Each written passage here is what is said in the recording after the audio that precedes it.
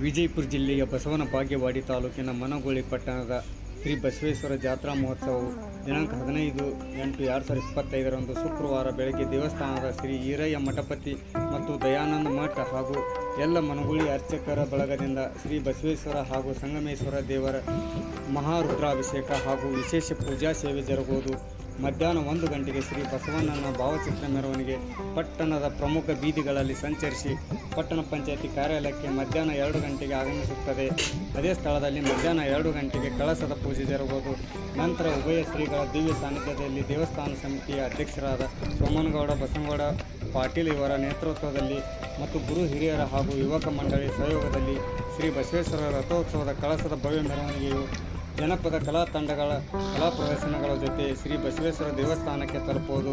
ದಿನಾಂಕ 15/8/2025 ಸಾಯಂಕಾಲ 6 ಗಂಟೆಗೆ ಸಹಸ್ರಾರು ಸದ್ಭಕ್ತ ಸಮ್ಮುಖದಲ್ಲಿ ಬಸವೇಶ್ವರ ರಥೋತ್ಸವ ನಂದಿಕೋಲ ಹಾಗೂ ಪಲ್ಲಕ್ಕಿಯ ಮೆರವಣಿಗೆ ಜರುಗುವುದು.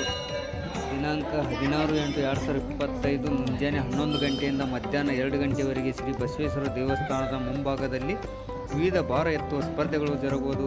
ಸಾಯಂಕಾಲ 3 ಗಂಟೆಯಿಂದ ಜಂಗಿ ನಿಕಾಲಿ ಕುಸ್ತಿ ಸ್ಪರ್ಧೆ ಜರುಗುವುದು. ರಾತ್ರಿ 9 ಗಂಟೆಗೆ ವಿಶೇಷ ಜಾನಪದ ನೃತ್ಯ ಕಾರ್ಯಕ್ರಮ ಜರುಗುವುದು. ದಿನಾಂಕ 17/8/2025 ಸಂಜೆ 6 ಗಂಟೆಗೆ ರಸಮಂಜರಿ ಕಾರ್ಯಕ್ರಮ ಜರುಗುವುದು.